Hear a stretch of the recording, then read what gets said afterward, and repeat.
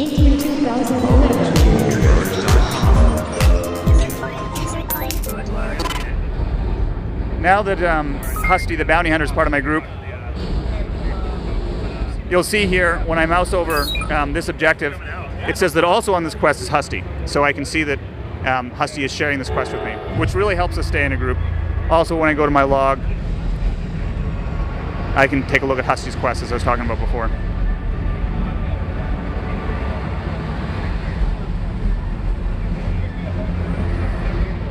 Now I'm going to abandon Husty now that I've used him for my nefarious purposes of showing you the interface, and head off to the next section. So some other things. Here's the skill tree. This allows you to specialize your class into 3 different categories.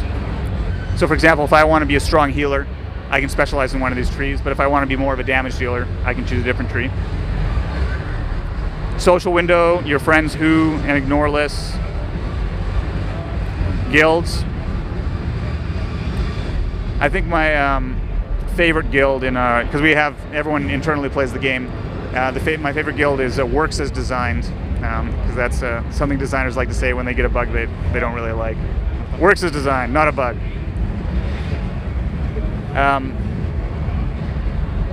Kill off some of these guys.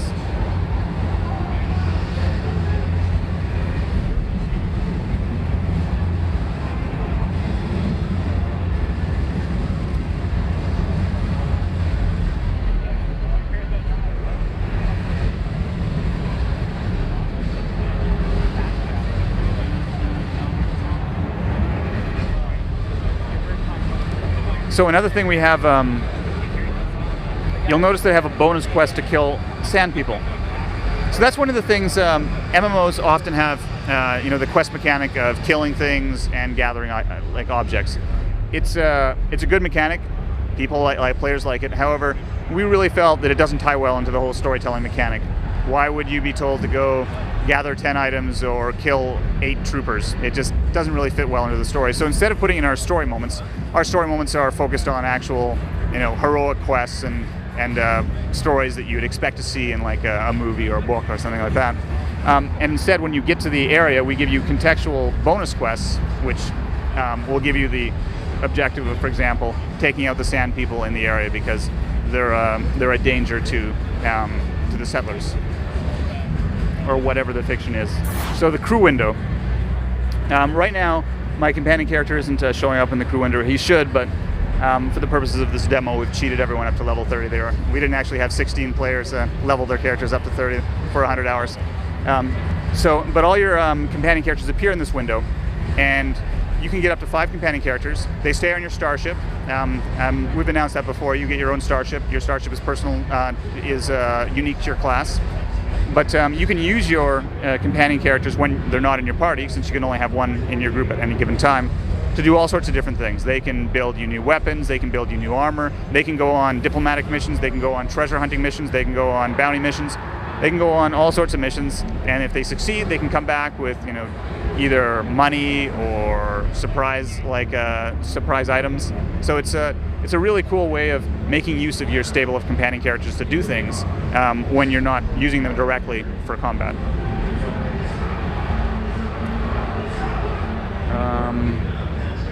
So I don't know if one of the other things, I'm not showing this right now, but one of the other things that we're showing at E3 are operations. So that's something we've announced at this E3, is the fact that we are going to have the game mechanic that players that know as raids, which is for multiple parties group up together and essentially complete the most difficult content in the game for the best rewards. And we're calling them operations. We're putting the BioWare storytelling into them. And our first operation is pretty epic. It involves you going to a prison planet that has some of the most dangerous prisoners in the entire galaxy. And your ship gets damaged on your way there, and you have to pilot an escape pod all the way to the surface, join up with a group, and then go through some pretty difficult challenges. And in addition to, so one of the most important components of a successful MMO is having a really strong Elder game, and that's what our operations are a part of. We have all sorts of different aspects of the Elder game as well. If you don't want to do raids, we have flashpoints, which are basically group dungeons for 4 players, and has some of the best storytelling and most exciting combat in the game. We also have war zones. We have 3 war zones currently that allow player groups to fight each other in PvP combat. We have space combat missions for the highest level players as well. And we also have a lot of repeatable quests that are very much focused around the war between the Sith Empire and the Republic. So there's hours and hours of content for those players who've reached the end game and want to continue to play without rerolling a character. Star Wars: The Old Republic, its release date is no, I can't talk about the release date. I get in big trouble. I can say though that we're getting really close. We've been right now you can play the game from beginning to end, all 50 levels. So internally we've been having people play the game.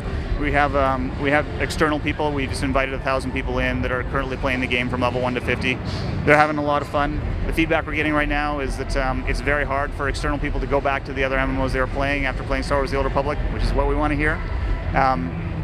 And the whole team wants to see the game come out, obviously. Some of us, like myself, have been working on it for 5 years, and I just wanted to see people's reaction once it's out there in the wild.